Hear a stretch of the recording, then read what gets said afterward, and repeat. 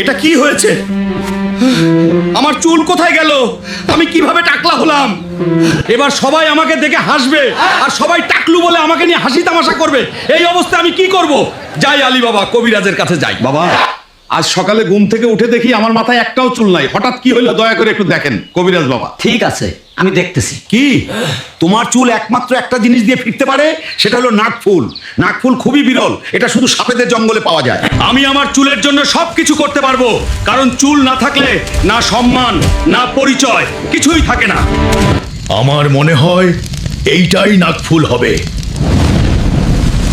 আরে স্নাকু, তাহলে গ্রামের লোকেরা ঠিকই বলেছিল, এই ফুলের ভেতর লুকিয়ে আছে বিশাল এক দিব্য শক্তির সাপ। যা কিছু হয়ে যাক, আজকে আমার হাত থেকে কেউ বাঁচতে পারবে না। সাপের বাচ্চা সাপ।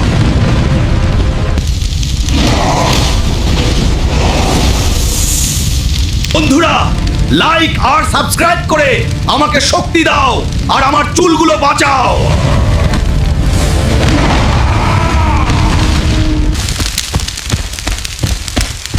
এই নাও বাবা নাকফুল, এবার আমার চিকিৎসা শুরু করো।